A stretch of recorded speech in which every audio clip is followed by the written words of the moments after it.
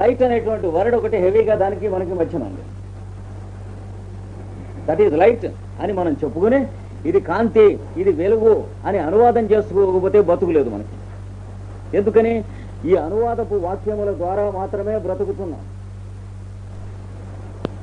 చూసారా, ఇది చక్కెర అంటాం. పిల్లవాడికి ఆ పేరు తెలియదు, కానీ డబ్బా టప్పని చప్పుడేడు పరిగెట్టుకు వస్తాడు. అంటే చక్కెర అనే పేరు తీసేస్తే మీకు తెలుసునా తెలియదా వాడికి? మీకు తెలిసినంత తెలుసును, ప్లస్ చక్కెర అనేటువంటి పేరు అడ్డం లేదు వాడికి. ఇంకా ఈ తేడా. అందుకని ఏం చేస్తున్నానంటే వాడికి ఏం చేసినా ధర్మ లక్షణ అవస్థలు అవి పరిణామం, వాటి యొక్క పరిణామం తెలుస్తుంది.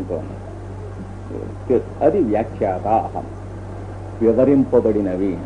ఎక్కడా పై సూత్రాల్లో కాదు, మీరు చేసినటువంటి యోగాభ్యాసం సాధనలో ఇంతవరకు చెప్పబడిన దాంట్లో మీకు ప్రకృతి చేత, మీ చుట్టూ ఉన్న వాతావరణం చేత వివరింపబడినవి. అది చూస్తున్నాడు. ఉదాహరణకి ఎవరన్నా వస్తాడనుకోండి కొత్తవాడు వీడి దగ్గరికి, వచ్చేటప్పటికి వాడు కొత్తవాడు అని ఉండదు. ఎందుకని? కొత్తవాడు అనేటువంటిది కాంప్లెక్స్, మెంటల్ సిమ్టము, డిసీజే కదా. కొత్తవాడు పాతవాడు అనేది ఒక బీస్ట్లీ పొలిటికల్ ఇన్స్టింక్ట్ తప్ప అసలు కొత్తవాడు అనేటువంటి మాట ఏమిటి? మన దగ్గర ఉన్నటువంటి మానసిక వ్యాధి లక్షణం కాదు కొత్తవాడు అన్నది. అది పోతుంది. కాంప్లెక్స్ అయినా ఇంకేమైనా ఉందా కొత్తవాడనే మాట?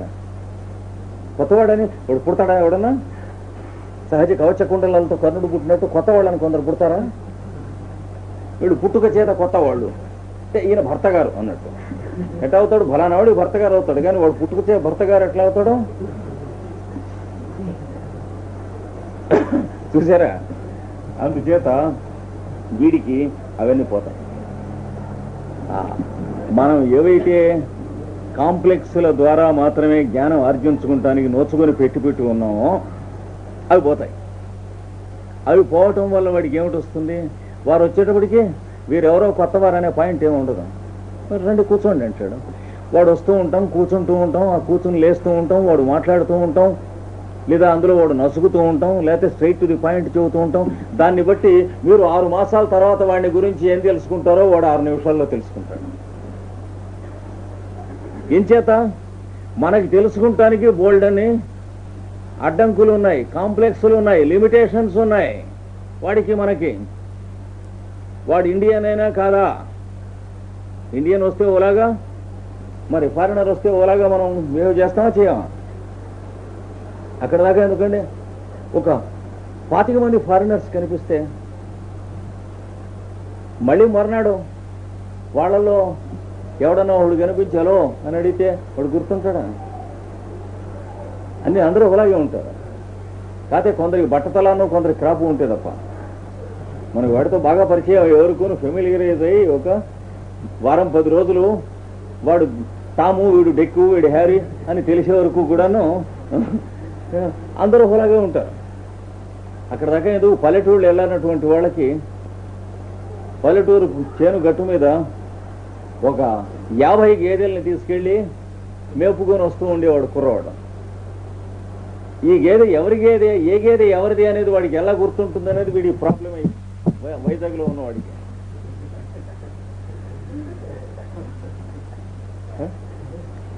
వాడికి ఎందుకు ప్రాబ్లం కాదు, వీడికి ఎందుకు ప్రాబ్లం అవును?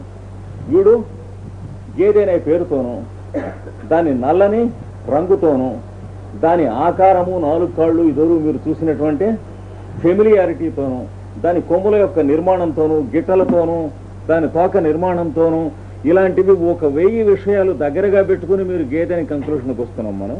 వీడు ఆ కంక్లూషన్కి రాడు, అవన్నీ ఎత్తిపారేస్తాడు. ఎత్తిపారేస్తే సూటిగా ఒక జీవం అక్కడికి వస్తుంది. గేదె అనే పేరు అక్కర్లేదు, మనకేం తెలుసునో అదీని ఇంకా తెలియవలసిన, ఇది పాలిస్తుందా లేదా, చూడిదా పాడిదా అన్నీ తెలుస్తాయి వాడికి చూసేది. ప్రస్తుతం సర్వీస్లో ఉందా లేకపోతే ఎక్స్ సర్వీస్ గేదె, ఇవన్నీ వాడికి తెలుస్తాయి. ఏం అభ్యంతరం లేదా? తెలుసులే. అందుకని వాడికి ఇవన్నీ తెలుస్తాయని చెప్పాడు. కర్మలక్షణ అవస్థ, దాని దాని యొక్క పరిణామాలు కూడాను వ్యాఖ్యాతా, మీకు వ్యాఖ్యానింపబడినవి, వివరింపబడినవి. అనగా ఆధార్ చేత కాదు, మీరు చేస్తున్న ప్రాక్టీస్ వల్ల మీ ఎన్విరాన్మెంట్ చేత, మీ వాతావరణం చేత, పరిస్థితుల చేత, మీ చుట్టూ ఉన్న మనుషుల చేత, వాళ్ళ సంభాషణల చేత, మీ దగ్గర జరుగుతూ ఉన్నటువంటి సన్నివేశముల చేత మీకు వ్యాఖ్యానింపబడినవి, వివరింపబడినవి అన్నాడు. అది ఆ సూత్రం, 13వ సూత్రం. తర్వాత 14 చూద్దాం. మనం 13 చెప్పుకున్నాం, అంతేనా? 14 ఇది 14వ సూత్రం. శాంతోదిత అవ్యపదేశ్య ధర్మానుపాతి ధర్మీ. శాంత ప్లస్ ఉదిత ప్లస్ అవ్యపదేశ్య ధర్మానుపాతి. అక్కడ వరకు ఒక ఫ్రేజ్. ధర్మీ చివరిది ఒకటి. శాంత ఉదిత, శాంతించినటువంటి చిత్తము, ఉదయించిన చిత్తం. అంటే the emerged mind and the merged mind. ఆ పైదాని కంటిన్యూషన్ ఇస్తున్నారు. అంటే ఎవరన్నా వచ్చారనేటప్పటికి పనిచేస్తున్న మనస్సు మళ్ళీ లోపలికి ఉపసంహరింపబడిన మనస్సు. ఈ ఉపసంహరణాన్ని భగవద్గీతలో కూర్మో అంగాని ఇవ సర్వశః అన్నాడు. తాబేలు ఎలా అయితే డిప్పలోకి కాళ్ళని, తోకని, తలకాయని లాగేసుకుంటుందో ఏదైనా డేంజర్ వచ్చినప్పుడు డిప్ప కిందికి, అలాగే మొత్తం అంతా కూడా తన ఈ డెలికేట్ నాన్ ఫిజికల్ షీట్స్ అన్నిటినీ కూడాను వెనక్కి వితరాయాలనేటువంటిది జరుగుతుంది. దానివల్ల ఏం జరుగుతుంది? బయట వాతావరణం మీ మనస్సుని తెలవటం ఉండదు. ఇంకా అంటే ఏమిటి? చిత్తవృత్తి ఉండదు. అప్పుడేముంటుంది? మీ మనస్సు కావాలంటే వాతావరణంతో పనిచేయించడమే కానీ వాతావరణం మీ మనస్సును పిలవటం ఉండదు. మీ పక్కనున్న వాళ్ళు మీ మనస్సు మీద పనిచేయటం ఉండదు. మీ మనస్సు పక్కనున్న వాళ్ళ మీద పనిచేయటం ఉంటుంది. ఇది అంటే 8 అంగములు యోగాభ్యాసం చేయటం అయిన తర్వాత వచ్చినటువంటి మార్పు. యోగాభ్యాసం 8వ అంగం అయ్యేటప్పటికి అలా కూర్చుని కదళ్ళు వీడు, ఏమైనా అలా ఉండిపోతాడు, వీడి మీద సమాధి గట్టించేస్తాడు అని అనుకోకండి. పతంజలి చెప్పేటువంటి యోగాభ్యాసం కానీ, భగవద్గీతలో చెప్పే యోగాభ్యాసం కానీ అలాంటి పిచ్చి యోగాభ్యాసాలకు సంబంధించింది కాదు. It is dynamism. అర్జునుడికి కృష్ణుడు యోగాభ్యాసం చెప్పేటంటే అర్జునుడు సమాధి గట్టించుకున్నాడు, ఆ కూర్చుని యుద్ధం చేశాడు. తర్వాత మనందరినీ యుద్ధం చేయమని కాదు, ఎవడు ఏది చేయాలో అది వాడు చేయమని. అర్జునుడు వారియర్ కనుక యుద్ధం చేయమన్నాడు, కానీ బార్బర్ షాప్ పెట్టిన వాడిని యుద్ధం చేయమంటాడు, గడ్డం చేయమంటాడు. హోమపతి మందులు ఇచ్చేవాడిని యుద్ధం చేయమంటాడు, మందు పొట్లాలు పెట్టరా గాడిదే అంటాడు. అంతే కదా. లాండ్రీ గాడిని బట్టలు ఉతుకు అంటాడు, ఇస్త్రీ చేయమంటాడు, స్టీమ్ లాండ్రీ పెట్టంటాడు ఇంకోటి. అంతేనా? భగవద్గీతలో అర్జునుడికి యుద్ధం చేయమని చెప్పాడు, కానీ అందరికీ యుద్ధం చేయమని చెప్పలేదు. కాకపోతే ఎవడు చేయవలసినటువంటి duty could it be better done, అది భగవద్గీతలో నేర్పింది.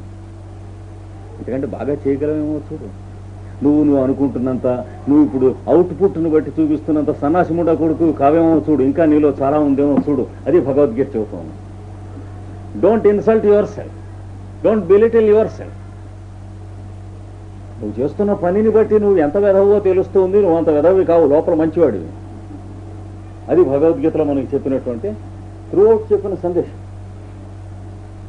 పాజిటివ్ డైనమిజం తప్ప నెగిటివ్ ఫిలాసఫీ కాదు. శాంత ఉదిత, శాంతించినటువంటి మనస్సును, చిత్తము. ఉదిత అంటే ఉదయించినటువంటి, అంటే లేటెంట్ ఆర్ మేనిఫెస్ట్. ఇది జ్వాల్కూల్ గారు ఇచ్చిన ట్రాన్స్లేషన్. దీనికి అవ్యపదేశ్య ధర్మానుపాతి. అవ్యపదేశం, వ్యపదేశం అంటే ఏమిటి? ఇదం యుద్ధం అని చెప్పడం. ఇక్కడ డస్టర్ ఉంది నేను చెప్పడం వ్యపదేశం. సాయంత్రం 4ంటికి వచ్చామనుకోండి, ఇక్కడ డస్ట్ ఉండదు కదా, మీరు ఇక్కడ డస్ట్ ఉందని చెప్పగలరా? కానీ మీరు జాగ్రత్తగా అబ్జర్వ్ చేస్తే ఇక్కడ డస్టర్ ఉంటుంది సాయంత్రం 7ంటికి 4ంటికే మీరు చెప్పగలరు కదా. మనం చేసే 24 గంటల పనులలో చాలా పనులలో మనం చూసే చెప్పవలసినవి కాకుండా చూడకుండా చెప్పగలిగినటువంటివి చెప్పేవి చాలా జరుగుతూ ఉన్నాయి. లేకపోతే మనం చేసే పనులు మనం చేయలేము ప్రపంచంలో. కనుక వ్యపదేశ్యం అంటే చూపించి చెప్పటానికి వీలుగా ఉన్నటువంటిది. అవ్యపదేశ్యం అంటే ఇంకా చూపించి చెప్పడానికి వీలుగా లేనటువంటిది. దీన్ని ఏమంటారు?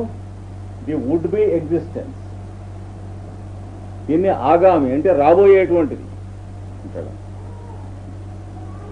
4 గంటలకి ఇక్కడ కూర్చొని ఇక్కడ ఒక డస్టర్ ఉంటుంది అని మీరు చెప్పారంటే ఇది వర్తమాన విషయం కాదండి, ఆగామి విషయం. అంటే ప్రజెంట్ టెన్స్ కాదు, ఫ్యూచర్ టెన్స్ అంటారు. మీరు ఫ్యూచర్ టెన్స్ మైండ్లో ప్రజెంట్ టెన్స్లో ఉంచుకోగలుగుతున్నారా లేదా? లేకపోతే ఎలా చెబుతున్నారు? ఏమండి ప్రోగ్రామ్స్ అంటాం చూడండి మనం. సాయంత్రం మరి ఇవాళ సాయంత్రం 7 గంటలకి పతంజలి క్లాస్ ఉంటుందని పొద్దున ఎలా చెబుతున్నారు మీరు? అంటే ఫ్యూచరు పాజిటివ్ కూడాను మనం ప్రజెంట్లోనే ఇంక్లూడ్ చేసుకుంటున్నాం. పాస్ట్ ప్రజెంట్ ఫ్యూచర్ అనేటువంటి మనకున్న concept foolish and unscientific and idiotic. అంటే కన్వీనియన్స్ కోసం మనం చేసుకున్న విభాగమే కానీ ఇప్పుడు జరుగుతూ ఉన్నది టైం 1 నిమిషం కిందటి వరకు జరిగిపోయిన కాలం పాస్ట్. ఇప్పుడు ఈ క్షణం వరకు జరిగిపోయింది కదా, ఎప్పటి నుంచి జరుగుతూ ఉన్నదంటారు? అంచేత ఆ విభాగము మనం మనస్సుతో పట్టలేక మన మనస్సు అశక్తమై చేసుకున్నటువంటి విభాగం తప్ప ఏది భూత భవిష్యత్ వర్తమానాలే. వర్తమానం భూతం జరిగిపోయింది, భవిష్యత్తు రాబోతుంది. కానీ ఇవన్నీ 3గా ఎక్కడున్నాయి? చిత్తం అంటే మైండ్ అండ్ సెన్సెస్లో ఉన్నాయి. లేకపోతే వాటి గురించి ఎలా మాట్లాడతారు? అవి లేకపోతే అసలు ఎలా మాట్లాడతారు మీరు? దాని వెనక్కి వెళితే 3గా లేవు, 1గానే ఉన్నాయి మీ బుద్ధిలో. 1గా ఉండకపోతే పొద్దున వచ్చి మీరు సాయంత్రం ఇక్కడ యోగా క్లాస్ ఉంటుందని ఎలా చెబుతారు? ఏమండి అంటే 3గా మీకు తెలియకపోయినా సాయంత్రం యోగా క్లాస్ ఉంటుందని తెలియటానికి వీల్లేదు. 1గా దాని వెనక తెలిసిన డైమెన్షన్ మీలో ఉండకపోయినా యోగా క్లాస్ సాయంత్రం ఉంటుందని మీరు చెప్పడానికి వీల్లేదు. చూసారా? అంటే 2 డైమెన్షన్స్ వేరే వేరే. ఈ 2 కాక ఇవి ఏం జరిగినా మనతో సంబంధం లేదు అనేటువంటి డైమెన్షన్ ఉంటుంది. అది మీరు. ఇదంతా మీరని అనుకుంటున్నారు కనుకనే ఈ జబ్బులు చేయటం, ఈ గుండె జబ్బులు, బీపీలు, రోగాలు, నిద్ర పట్టకపోవటం, వాడు ఎందుకు వచ్చాడో, వీడేం చేస్తున్నాడో, ఆఫీసర్ ఇన్స్పెక్షన్కి వచ్చాడా, ఇన్ఫెక్షన్కి వచ్చాడా,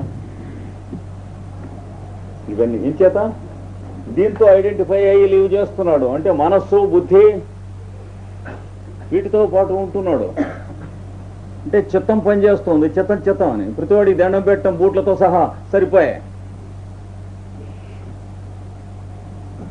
మనకి కొంచెం పై ఆఫీసర్ అయితే చాలు, వాడితో బూట్లతో మేజోళ్లతో సహా దండం పెట్టాలి ఆయన దీంతో బతికితే. ఇక్కడి నుంచి అయితే అక్కర్లేదు, వాడిని ఇన్సల్ట్ చేయక్కర్లేదు, నీ పని ఇంతకంటే బెటర్గా చేయొచ్చు. వాళ్ళు అంతర్యామిని చూస్తావు, అంటే అందరిలోనూ ఉన్నవాడే వాళ్ళు చూస్తావు, గాడ్. అప్పుడు అంతకుముందు యానిమల్ నేచర్ గాడ్ ఫియరింగ్గా ఉంటావు, ఇప్పుడు గాడ్ మైండెడ్గా ఉంటాం మొదలుతావు. గాడ్ ఫియరింగ్ పోయి గాడ్ ఫియరింగ్గా ఉన్నవాడు క్రిమినల్, దైవభీతి ఉన్నవాడు దైవ భక్తిలోకి మారుతుంది. దైవభీతి నుంచి దైవభీతి అంటే వాడు చూస్తే తిన్నగా చేయడం, చూడకపోతే మన ఇష్టం వచ్చినట్టు చేయడం, అది భీతి అంటే. నాన్నగారంటే భీతి ఉన్నటువంటి వాడు స్కౌంటర్లు అవుతాడు, కుర్రాడు. ఏమండి అంటే రష్యన్ సెటప్లో అయినా తయారవుతాడు, అంటే స్లేవల్లే, లేకపోతే అమెరికన్ సెటప్లో అయినా స్కౌంటర్లల్లే తయారవుతాడు, వాడిని వీడిని తన్నటానికి. అది అంతేగాని ఏ నేషన్కి సంబంధించిన నేషనల్ సెటప్లో తయారవడు. రష్యన్ సెటప్లో తయారైతే ఇంట్లో మనిషికి మధ్య కూడా స్వాతంత్ర్యం ఉంటానికి వీలేదు, స్పైస్ ఉంటారు కంట్రీలో. వస్తుంది ఇంకో 2 ఏళ్లలో వచ్చేస్తుంది మనకి అర్థంలో. ఇంట్లో భార్యాభర్తల మధ్య కూడా మాట్లాడుకుంటే తీసుకెళ్ళి he will not be seen అంటే ఐరన్ కర్టెన్ అంటారు. అమెరికన్ పద్ధతి అయితే ఎవడు ఏం చేయదలుచుకుంటే వాడు అది బాహాటంగా చేయవచ్చు. అంటే వ్యక్తి స్వాతంత్ర్యంలో అదర్ ఎక్స్ట్రీమ్ అంటే హ్యూమన్ లెవెల్స్ దాటి అటు ఇటును sub human levels and beastly లెవెల్స్లోకి సకల జాతులను లీడ్ చేస్తున్నాయి ఈ 2 జాతులు ఇప్పుడు. అందుకనే ప్రళయోన్ముఖంగా అవుతూ ఉంటాయి. అంటే towards Russian setup or towards American setup అన్ని జాతులు వెళ్ళి నశిస్తున్నాయి. ఇప్పటికీ దాదాపు 50 పాళ్ళు నశించాయి. ఇంకా దాదాపు ఏ జాతి అయినా కనుక జాగ్రత్తగా ఉండకపోతే అన్ని జాతులు పూర్తిగా నశిస్తాయి. ఎందుకంటే ఆ 2 సెటప్లో కూడాను బీస్ట్లీ సెటప్ కానీ హ్యూమన్ సెటప్ కాదు. అంటే పశు సంబంధమైనటువంటి తప్ప మానవుడు గౌరవం ఇచ్చి గౌరవం పుచ్చుకుంటాం కానీ దానికి కావలసినటువంటి డిసిప్లిన్ ఉంటాం కానీ ఈ 2 లేవు. గౌరవం ఇచ్చి గౌరవం పుచ్చుకుంటాం అనేటువంటిది రష్యన్ సెటప్ తీసేసింది. దానికి కావలసినటువంటి డిసిప్లిన్ ఉంటాం అమెరికన్ సెటప్ తీసేసింది. ఏం మిగిలాం? అస్థిపంజరాలు మిగిలాం. అంటే psychological machines and animals and giants and scoundrels మనం మిగిలాం. అంచేత అన్రెస్ట్ మ్యాన్ కైండ్ అన్ని జాతుల్లోనూ, మన దేశమే కాదు అన్ని దేశాల్లోనూ.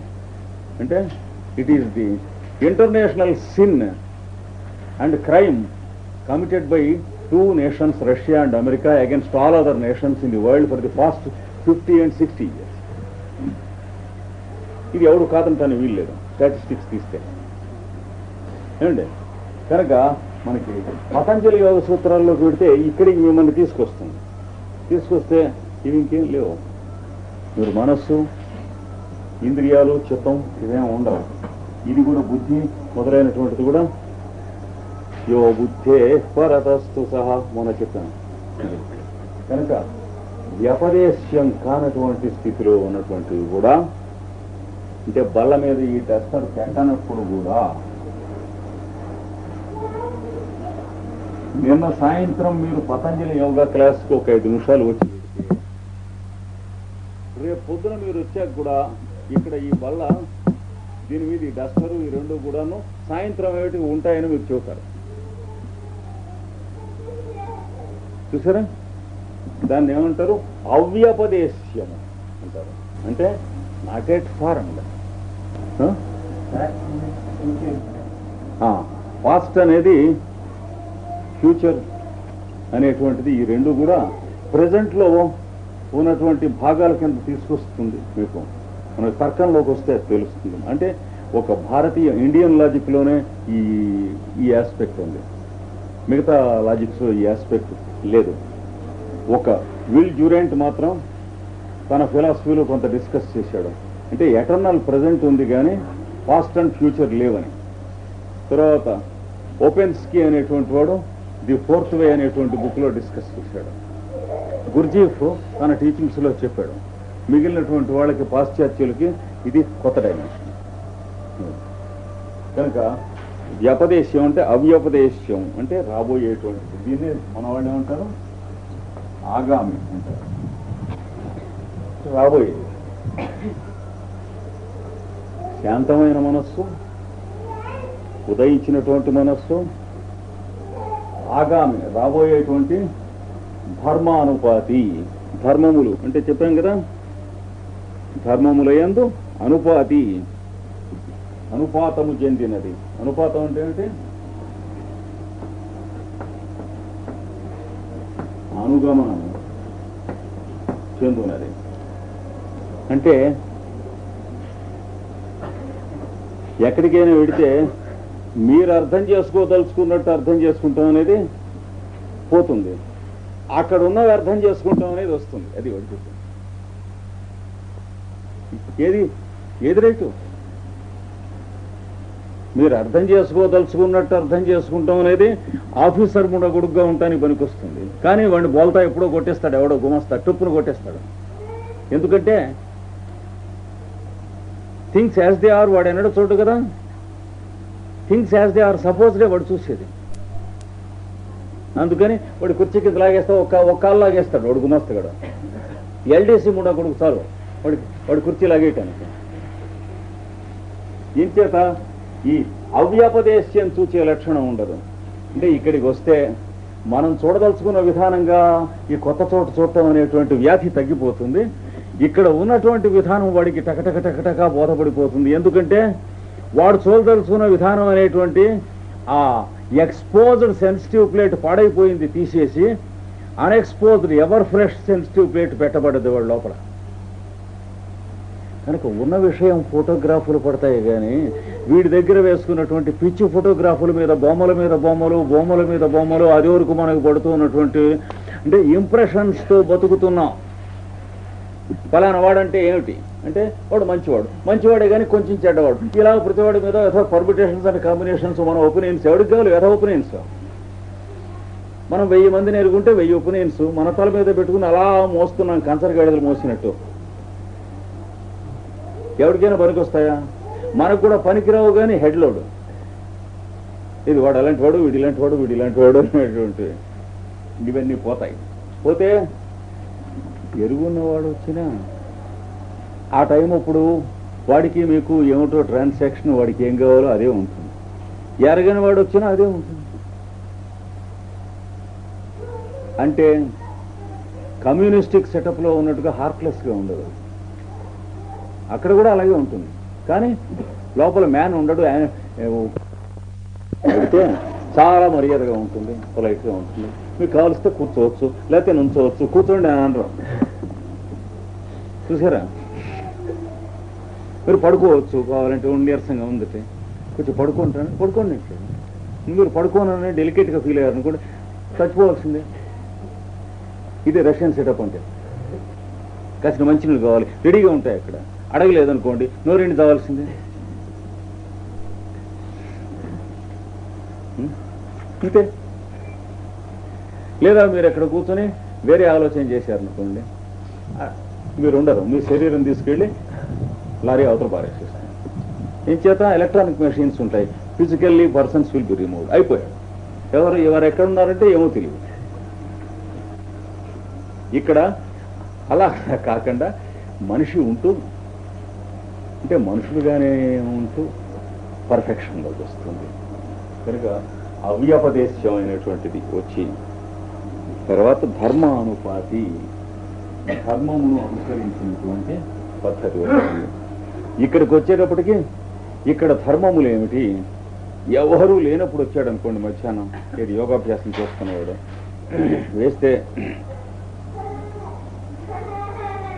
ఓ నిమిషం ఇలా చూస్తాడు. చూసి ఇక్కడ ఏదో 10 మందికి పనికొచ్చే పని రోజు జరుగుతున్నట్లుగా నాకు అనిపిస్తుంది అంటాడు. మనకి చాలా మిస్టీరియస్ గాను మిరాక్యులస్ గాను ఉంటుంది, వాడికి అది మిరకిల్ కాదు. ఏం తెలియని గడిదికి అది మిరకిల్. కానీ తెలిసిన వాడి మిరకిల్ ఏమిటి? మా చిన్నప్పుడు రావణాసురుడు సీతాదేవి బొమ్మలు ఉండేది. దగ్గరికి తీసుకొస్తే ఇట్లా పక్కకి వెళ్ళిపోయాడు. ఎందుకని? ఈ నార్త్ పోల్ మీద రావణాసురుడు, ఈ నార్త్ పోల్ మీద సీతాదేవి ఉండేది. ఇక్కడ సౌత్ పోల్ మీద రాముల వారి బొమ్మ ఉండేది. తీసుకొస్తే అవి దగ్గరికి వచ్చేది. అబ్బా మహిమ అని అనుకున్నాం. తర్వాత ఫిజిక్స్ మాస్టర్ ఏం చెప్పాడు? మహిమ లేదు, వల్లకాడు లేదు. ఆ 2 నార్త్ పోల్ తీసుకొస్తే దగ్గరికి వస్తాయి, 2 సౌత్ పోల్. ఆహా ఇంతేనా? కానీ 30 ఏళ్ళు పట్టింది మళ్ళీ ఆ ఫిజిక్స్ మాస్టర్ కొట్టినటువంటి బ్లైండ్ స్ట్రోక్ నుంచి యువతలకు రావటానికి. వాడికి కళ్ళు లేవు, మనకి కళ్ళు లేకుండా పోయినాయి 30 ఏళ్ళు. ఏమైంది? నువ్వు చెప్పింది రైటే, మ్యాగ్నెట్ అని పేరు పెట్టావు, కానీ నార్త్ పోల్స్ 2 పెడితే దూరంగా పోవాలని దేనివల్ల పోతున్నాయి? సౌత్ పోల్ నార్త్ పోల్ పెడితే దగ్గర రావాలని దేనివల్ల వస్తున్నాయి? అంటే ఆ సైన్స్ మాస్టరు ప్రొఫెసరు ఆ గాడిద he has nothing to explain. అంటే వీటికి తెలుసునా? దాన్నే మేము సీతారాముడు అన్నాం అనుకోండి, దాన్నే రావణాసురుడు రాముడు అన్నాం అనుకోండి. He has no answer, but it takes 30 years for us to become once again non-blind. వాడు బ్లైండ్ చేశాడు, కంటో పొడిచినట్టు పొడిచాడు వాడు. నాకు చిన్నప్పుడు ఇవి చూస్తూ ఉండేవాడిని. చూస్తూ ఉంటే నిజంగా సీతారాములు మహిమ ఉండేది, లేకపోతే ఇట్లా ఎందుకు కడతారనిపించేది. వాడు ఏం చేశాడు? ఏమీ లేదు మ్యాగ్నెట్స్ అన్నాడు. ఏమీ లేదు మ్యాగ్నెట్స్ అని 30 ఏళ్ళు తన్నేసింది. మ్యాగ్నెట్స్ అనుకున్నాం. తర్వాత ఏమీ లేదు మ్యాగ్నెట్స్ అని ప్రతిపడుతూ నేను అంటూ ఉండేవాడిని. ఎవరో అన్నాడు, ఏమీ లేదు మ్యాగ్నెట్స్ అంటున్నావు అయితే అంటే ఏమిటి అన్నాడు. ఏమిటేమిటండి ఇలా వస్తాయి, ఎందుకు వస్తాయి అన్నాడు. అదే నోరు మూయి వెదవేషాలు ఎక్కి అన్నాడు. అంటే ఈ మూడవ డైమెన్షన్ ఉందని తెలిసేటప్పటికి జన్మలు వెళ్ళిపోతాయి, టైం వేస్ట్ అయిపోతుంది. ఈ రెండవ డైమెన్షన్లో ప్రతి విధవా వస్తాడు, రెండు కళ్ళు ఉన్నవాడు, చదువుకున్నవాడు కొంచెం ఉద్యోగం కోసం ట్రై చేసి మ్యానిపులేట్ చేసి ఉద్యోగంలో చేరే సెల్ఫిష్నెస్ ఉన్నటువంటి ప్రతి విధవా ఈ రెండో లెవెల్లోకి వస్తాడు. మూడో లెవెల్ కష్టం, దుర్లభం. సుఖించాలంటే మూడో లెవెల్లో ఉండాలి, సుఖం రెండో లెవెల్లో ఉండదు. గౌతమ బుద్ధుడు చెప్పాడు, రెండో లెవెల్ ఆసుపత్రి అన్నాడు. కంపు కొడుతూ ఉంటుంది, ఏడుస్తూ మొత్తుకుంటూ మూలుగుతూ ఉంటారు ప్రపంచంలో నడుస్తూ ఉంటే. రెండో లెవెల్లో ఉన్నవాళ్ళు విఐపీస్ అన్నాడు. సుఖం లేదు, ఇంట్లో భార్యాభర్త మాట్లాడుకో, గౌతమ బుద్ధుడు చెప్పాడు. ఆఫీసులో ఇద్దరు ఆఫీసర్లు మాట్లాడుకోరు, యూనివర్సిటీలో ఇద్దరు ప్రొఫెసర్స్ మాట్లాడుకోరు, ఆ లిమిట్స్లో ఏడుస్తూ ఉంటారు. ఇది ఆసుపత్రినైనా దయదలుస్తూ వెడుతూ ఉండు, జాగ్రత్తగా వాళ్ళు ఏడుస్తూ ఉంటే అన్నారు. వాయిస్ అది సైలెన్స్లో చదవండి. గౌతమ బుద్ధుడు చిట్ట చివరికి అతను ఇచ్చినటువంటి సందేశాల్లో ఇచ్చాడు. చూసారా? కనుక అవ్యపదేశం తెలుస్తుంది వీడికి. ఈ యోగాభ్యాసం వచ్చినటువంటి వాడికి ఇక్కడ నుంచుంటే ఇది ఎలా అయితే మనకి తెలియనటువంటికి వాడికి మిరకిలో, కొంచెం తెలిసిన వాడికి మిరకిల్ కాదు, మళ్ళీ మూడో తెలిసిన వాడికి మిరకిల్ కాదు కానీ టూతో 3 లెవెల్స్ ఉన్నాయి కదా. దీని గురించే టాల్స్టాయ్ ఆయన ఆత్మకథ రెమినిసెన్సెస్ అనే పుస్తకంలో 3 అధ్యాయాలు రాశాడు. హౌ ఐ బిలీవ్డ్ మొట్టమొదటిది అంటే దేవుణ్ణి తను బైబుల్ని ఎలా బిలీవ్ చేశాను అంటే రాశాడు. Like an idiot of a Christian I believed అని. రెండవది హౌ ఐ డిస్బిలీవ్డ్, రెండవది అంటే యాజ్ ఏ మెటీరియలిస్ట్ ఐ డిస్బిలీవ్డ్ అన్నాడు. మూడవది హౌ ఐ అగైన్ బిలీవ్డ్ అనే అధ్యాయం రాశాడు. అందులో ఉంది కావలసిన విషయం. అంటే like a theologist and like a man of Christ I believed not as a Christian అన్నాడు. అంటే ఈ మాట క్రైస్తుని నేను బిలీవ్ చేసింది, క్రిస్టియన్గా బిలీవ్ చేయలేదు, క్రీస్తుకు సంబంధించిన మనిషిని అవుతానేమో చూద్దామని బిలీవ్ చేస్తున్నాను అన్నాడు. చూసారా? మరి ఆ డైమెన్షన్ రావాలి. అందుచేతనే పాపం ఈ చాప్టర్లు ఉన్నాయని తెలియక మొట్టమొదటిగా ఆయన్ని కూడా అభ్యుదయ కవుల్లో లెక్కలు వేసుకుని పుస్తకాలు అమ్మేశారు ప్రపంచంలో, టాల్స్టాయ్. తర్వాత ఈ అధ్యాయాలు ఉన్నాయని తెలిసాక ఆయన పేరు లైబ్రరీలోంచి డిలీట్ అయిపోయింది. చూసుకోండి. మా చిన్నప్పుడు అభ్యుదయ కవుల్లో టాల్స్టాయ్ కూడా ఉండేవాడు. ఏది అజ్ఞానంలో కమ్యూనిస్టులు ఉన్నప్పుడు. తర్వాత వాళ్ళ జ్ఞానోదయం ఎక్కువైన కొద్దీ అంటే ఇలాంటి చాప్టర్స్ రాశారనైతే డిస్కవరీ వాళ్ళకి ఎత్తేసారు. వాడి పేరు ఏం పోయింది అన్నారు. ఒక టాల్స్టాయ్ లేకపోతే మనం చచ్చిపోతామా, వాడు అభ్యుదయ కవి కాకపోతే ఎత్తేయండి అన్న. అంటే మనం చెప్పింది వాడు నమ్మాడో లేదా అని, కానీ పెద్దవాడు ఏం చెప్పాడు మనం చెప్పిన దాన్ని సరిగ్గా ఉందే లేదా అనే పాయింట్ లేదు. అంటే స్లేవరీ అంటారు, మెంటల్ స్లేవరీ. ఇక్కడ వీడు శాంతము, ఉదితము, అవ్యపదేశము 3 కూడా ధర్మానికి అనుగమనంగా వెళ్తాయన్నాడు. ధర్మానుపాతంగాను లేక ధర్మానుగమనంగాను. అంటే ఇక్కడికి వచ్చేటప్పటికి మనస్సు ఉద్భవించినా మనస్సు లీనమైనా 2 ఒకే స్థితిలో ఉంటుంది కనుక వాడికి ఇక్కడున్న ధర్మాలు వాడికి రిఫ్లెక్ట్ అవుతాయి, కానీ వాడి ఇంప్రెషన్స్ను బట్టి ఇక్కడ అర్థం చేసుకుంటూ ఉండదు. బలానా చోటుకి వెళ్ళాడు అనుకోండి, కళ్ళు మూసుకుని ఇక్కడేదో ఎవరు బుచ్చరీ ఉండేది అంటాడు. ఒక ఇంట్లోకి వెళ్ళి ఎప్పుడు ఆ ఇంట్లో పిల్లలు రాత్రిపూట నిద్రపోతూ ఉంటే ఆ గదిలో పడుకుంటే ఓ ఓ ఓ అంటూ లేస్తూ ఉంటారు. ఏదో వాళ్ళకి మందులు ఇప్పించి మాకులు ఇప్పించి డాక్టర్ దగ్గరికి తీసుకెడితే వీడికి ఏదో కొంచెం సైకలాజికల్ డిస్టర్బెన్స్ అంటాడు, ఏదో కొంచెం ముందర వరమ్స్ అంటాడు, తర్వాత జరమ్స్ అంటాడు, ఎల్మాసిడ్ ఇస్తాడు. వాడు ఏదో ఒకే ధోళ్ళు అయిపోతాడు దాంతో. అవి రెండింటితో వీడికి మానడు, అవి ఏడవటం రాత్రిపూట. తర్వాత పళ్ళు కొరుకుతున్నాడు అంటే వాడికి ఏదో అదేది కాల్షియం డెఫిషియన్సీ ఉంది అంటాడు. అది కొన్నాళ్ళు తోసేస్తాడు, అది తగ్గలేదు ఇంకా. అయితే న్యూరాలజీకి పంపించండి, పాపం వాడి కర్మగాలింది. అక్కడే న్యూరాలజీకి పంపించి ఇన్ని తీసుకొచ్చి ఇన్ని చేశాక ఇది వీటికి అందేది కాదు. ఎవరో ఆయన వచ్చాం, ఇక్కడ ఒక కషాయి దుకాణం ఉండేది ఇదివరకు ఈ ఇల్లు కట్టే ముందు అన్నాడు. అంటే దాని తాలూకు సూక్ష్మమైనటువంటి డిస్టర్బెన్సెస్ అక్కడ ఉన్నాయి. పిల్లలు నిద్రలోకి పోయేటప్పటికీ వాళ్ళకి డిస్టర్బ్ చేస్తున్నాయి. అంటే ఆ చచ్చిపోయిన జంతువులు ఉండవు అక్కడ, కానీ